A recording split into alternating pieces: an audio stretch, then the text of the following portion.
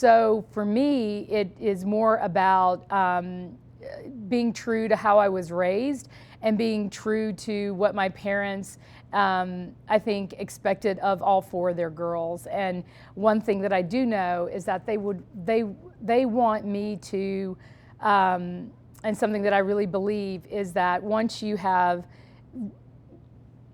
been given much, that you are to give that back. And right now, I think that place is to help heal and rebuild Atlanta. And I do think that it's fair enough. It's not as big. It's not what most people would think would be your next big step. But for me and my value system, it is the right thing to do at the right time for not only my country, but for the field of public education.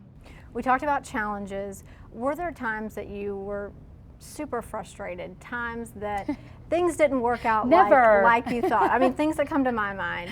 Idea Allen closing after just 1 year and not really seeing that to fruition and seeing if it would really work. Not all of the bonds passing in the last bond election. Are there outcomes that you wish were different? I think things happen for a reason. I don't spend a lot of time looking back, pining over, or crying over the spilt milk. But I think that the design and the work and the creativity behind changing the conversations between our ISDs and charter schools started here in Austin. I think this is what Austin is all about. It's progressive, it pushes the envelope on everything from technology to green energy, and why wouldn't we be doing that in education too? So I felt like, and I still feel like, this is a place and a space that can challenge our work in the same way that we challenge other areas, like being the live music capital and doing South by Southwest, and oh my goodness, South by Southwest EDU emerges. There are so many exciting things about the culture and the context of Austin that I am not surprised that we opened that conversation here in the city of Austin. And the design actually is being implemented. There are other districts in Texas that have used our framework and the contract design to go ahead and launch this new way of working together so that you're not skimming from inside the district, and you have in-district charter relationship that can promote the idea of a rich portfolio of options, giving our parents more choices, and still supporting your local ISD.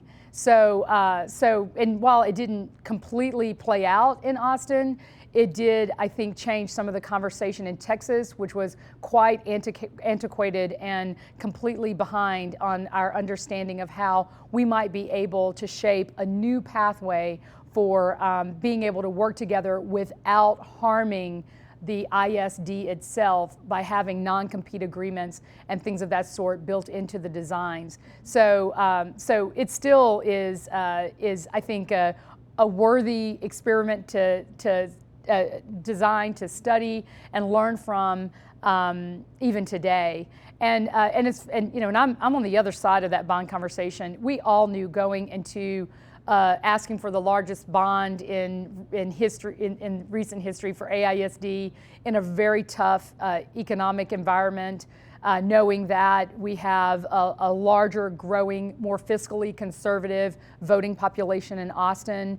It all was kind of coming to a head. And I just want to make sure I say thank you again to the voters of Austin for ensuring that at least we receive the same support for the more traditional propositions for the bond, the things that people would expect, kind of your bread and butter investments.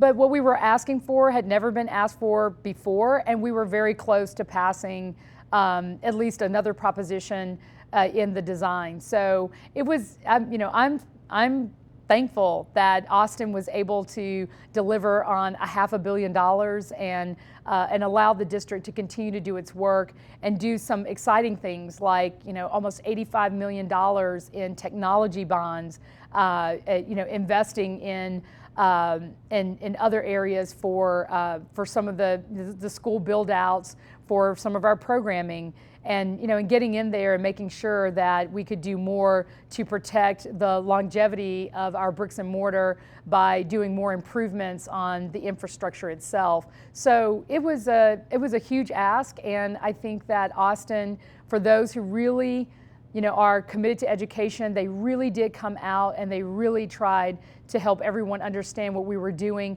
that was new in the design. And while it wasn't perfect, I think, again, we opened up a conversation about the future. I still think AISD was on the front end of the conversation. Now we know, at the time it wasn't completely settled, but after now seeing the graduation pathways and all the other things that finally came out at the end of the legislative session, we were at the cutting edge of being prepared to do that.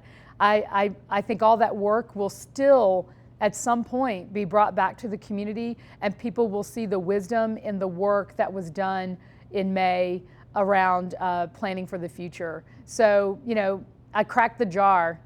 Someone else is going to have to open it.